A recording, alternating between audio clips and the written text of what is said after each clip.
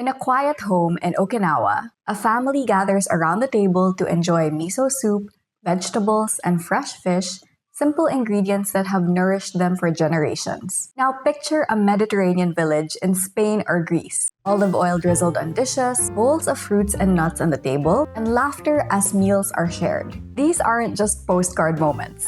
They reveal why some countries consistently rank among the world's healthiest. Today we'll dive into what they do differently and, more importantly, how we can bring those habits into our own lives wherever we are in the world. These places didn't make the list by accident. They were chosen based on things like long life expectancy, diet quality, work-life balance, and health outcomes. But what's interesting is, it's not about a magical superfood or the latest fitness trend. It's about plain old habits, culture, and environment. So let's travel around the world together and discover what makes these countries thrive. Okinawa is famous for being a blue zone, a region where people often live past 100 years old. And no, they're not following strict diets or hardcore workouts. Instead, they practice hara hachibu, the practice of eating until you're around 80% full. It's a super effective way to eat more slowly and prevent overeating without relying on calorie counting. 80% full is the point where you feel satisfied but not stuffed. You feel comfortably fueled from your meal, not tired or sleepy. You could still eat a bit more, but you don't need to. So when the Japanese hit 80%, they end their meal and go about the rest of their day. Simple. And what do they eat? Lots of vegetables, seafood, fermented foods like miso and natto, and plenty of green tea. Honestly, Japanese food is one of those cuisines that people can't get enough of. It's delicious, never boring, and the bonus is, it can actually be healthy too. They also live with ikigai. This is the sweet spot where what you love, what you're good at, what the world needs, and what you're rewarded with overlap. For Okinawans, it can show up in a simple daily purpose like tending a garden, caring for family, or practicing a craft. It gives their lives meaning and keeps them healthy, active, and happy into old age. And movement isn't necessarily exercise. It's integrated into daily life, walking to school, biking to do errands, doing housework, and many more. The result? Some of the lowest rates of obesity and chronic disease in the world. So if we were to live like the Okinawans, try to build little rituals into your day. This can mean applying the 80% rule, walking after meals, or finding a personal sense of purpose that keeps you going. France often surprises people by ranking so high in health despite the wine, cheese, and pastries. But here's the catch. Pleasure in France isn't random. It's built on structure. A typical day in France could start with a simple breakfast with bread, jam, and coffee, sometimes with fruit and yogurt on the side. Then it's off to work. They do this diligently, but they work to live, not live to work. They make time for a relatively long lunch break, maybe 1 to 2 hours. It's usually their main meal of the day, so it's not a rushed office desk meal, but an actual sit-down moment with colleagues or friends. They keep their meal balanced with protein, vegetables, and starch, and sometimes a small appetizer or dessert. In the evening, as they walk or commute home, maybe they'll make a trip to the local market or grocery. They'll buy a few high-quality items, not the ultra-processed ones. Dinner is cooked at home, shared with family, and savored without distraction. Yes, the French enjoy pastries, wine, and rich cheeses, but they do it within a structure. Looking at the big picture, their main meals are balanced. Ingredients are high quality. Portions are modest. Snacking is rare. So pleasure for them isn't random. It's intentional. Pleasure is part of the balance. This is why France continues to puzzle us with the French paradox, which shows low rates of heart disease despite a diet that includes indulgent foods. But for them, it's not about eliminating pleasure. It's about pairing it with balance, structure, and connection. And beyond the plate, the French fiercely protect work-life balance, which reduces stress and leaves time for connection and enjoyment.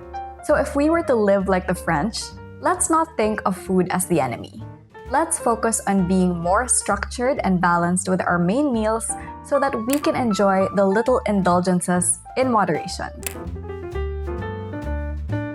Denmark consistently ranks as one of the happiest countries in the world. And while food culture plays a part, a lot of it comes down to balance, mental health, and the way society is designed. First, work-life balance is built into the system. A typical work week is around 37 hours, and overtime isn't really flexed. People take long vacations, parents get generous leaves, and evenings are reserved for family and personal time. Healthcare and education are free, which removes major financial pressures. Good on them. And social trust is incredibly high. The Danes trust their government, their neighbors, and even strangers. This sense of security reduces anxiety and gives people peace of mind, which is so important. Food, of course, ties into this lifestyle. Dinner is a sit-down occasion with family, and they eat wholesome foods like rye bread, which is high in fiber, potatoes, root vegetables, stews, and seafood. Pastries and coffee are enjoyed too, but intentionally, not mindlessly or on the go. Then there's yoga, the Danish art of cozy living. Think candles, warm drinks, spending time with loved ones, and little things that make you happy. Yoga is their definition of comfort. It's a cultural habit that helps buffer against stress. And movement is natural. Biking isn't an exercise routine. It's how they get to work, school, or the grocery store. So if we were to live like the Danes, we'd bring a little yoga into our days. Because health isn't just about food. It's about creating a life where joy, security, and connection come first. Spain is often ranked as the healthiest country overall, thanks to not just what they eat, but to how life itself flows. Just like France, meals are social, structured, and unhurried. Lunch is the main event of the day.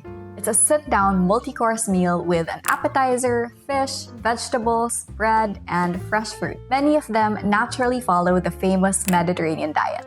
It's not a diet in the trendy sense, but a way of living rooted in tradition. Lots of vegetables, beans, seafood, olive oil, whole grains, and smaller portions of meat. It's delicious, varied, and proven to reduce risks of heart disease, diabetes, and cognitive decline. Iconic Spanish indulgences like paella and jamon and manchego are also enjoyed, but in moderation, usually as part of tapas or alongside other fresh foods, and never in excess. But Spain's secret goes deeper than food. It has universal healthcare, which means prevention and access are built into the system. People aren't weighed down by medical costs, so they can focus more on living well. There's also environment and access. Locals buy what's seasonal and cook at home, which naturally creates a balanced diet. And most importantly, there's the rhythm of life. Workdays are designed around long midday breaks, afternoons may include a siesta, and evenings can stretch into social dinners. And walking after meals is normal, so meals are properly digested. This balance between work and rest, nourishment and environment, is what makes Spain stand out as one of the healthiest nations on earth. So if we were to live like the Spanish, we'd protect the rhythm of our days. Add more vegetables, legumes, and olive oil to our plates. Know when to rest amid constant hustle, walk after meals instead of immediately returning to your laptop, and embrace your community. Ikaria is a small island in Greece where people live into their 90s and 100s, earning it a spot as one of the world's blue zones. What makes this island special is a way of life that feels almost timeless, slow, social, and deeply connected to nature. Meals are simple and mostly plant-based, also rooted in the Mediterranean tradition. Beans, leafy greens, potatoes, olive oil, and fresh herbs. Meat is eaten in moderation, while herbal teas flow daily. And those herbal teas aren't just comforting, they're functional. They're made from wild herbs like sage, rosemary, and mint, so they're packed with antioxidants that support heart health, calm digestion, and even help lower inflammation. But food and drink are only part of the picture. Icarians live with a natural flow that many of us would call slow living. They nap in the afternoons, walk everywhere, and tend to their gardens well into old age. And celebrations are frequent. keeping people socially connected and stress levels low. The result is some of the lowest rates of dementia, heart disease, and depression in the world. So if we were to live like the Icarians, we'd eat mostly plants, move around without overthinking it, and never underestimate the power of herbal tea, sleep, and slow living. Tucked away in California is a surprising blue zone, Loma Linda, which is home to a large community of Seventh-day Adventists who live up to a decade longer than the average American. Their health secret is faith and discipline. Many Adventists follow a plant-centric diet rich in fruits, vegetables, legumes, and whole grains. Meat is limited, processed foods are rare, and alcohol and tobacco are avoided altogether. They rest on the Sabbath from Friday sunset to Saturday sunset, dedicating this day to reflection and family time. This gives them a weekly rhythm of downtime and re-energizing. Physical activity is naturally integrated into their lives. Gardening, walking, outdoor time are common rather than intense gym routines. Social support is central, and people regularly share meals and activities with family and friends. Studies show Adventists who follow this lifestyle not only live longer, but also enjoy better health well into their senior years. So if we were to live like Loma Linda residents, we could set aside a weekly day of rest if you don't already, focus on plant-rich meals, and prioritize family and community for holistic health. Singapore is a really great example of how modern city living and health can go hand in hand. This tiny city-state has some of the highest life expectancies in the world, and it's not by accident. Strong infrastructure and universal healthcare ensure that people have access to prevention, treatment, and wellness programs without major financial stress. The urban environment itself promotes health. Singapore is walkable, bike-friendly, and packed with parks, walking paths, and sports facilities, making daily movement easy and natural. Thoughtful city planning and policies subtly nudge residents toward healthier choices, from accessible fresh food markets to fitness initiatives in neighborhoods. The food scene reflects the city's multicultural heritage. Chinese, Malay, Indian, and Western influences come together in hawker centers where affordable, flavorful, and balanced meals are the norm. Think rice or noodles paired with vegetables, lean proteins, herbs, and spices. Indulgences like kaya toast or chili crab are savored in moderation. Stress is managed through structure.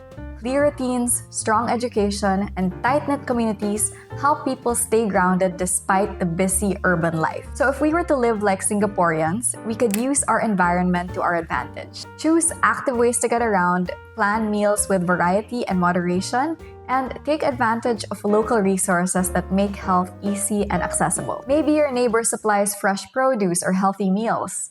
Maybe there are paths near your house where you could jog or walk regularly. Let your environment work in your favor. So here's the truth.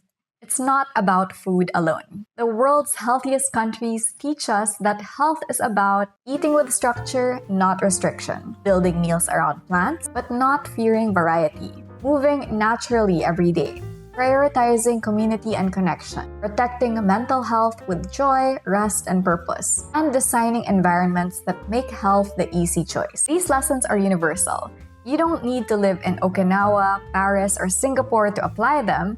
You can start wherever you are, one habit at a time. So which of these habits will you bring into your life first? Let me know in the comments. If you enjoyed this cultural nutrition video, you might like these ones too. And feel free to subscribe to this channel. I upload weekly videos on nutrition, wellness, and motivation in YouTube and in life. Thanks for hanging out with me, and I'll see you in the next one.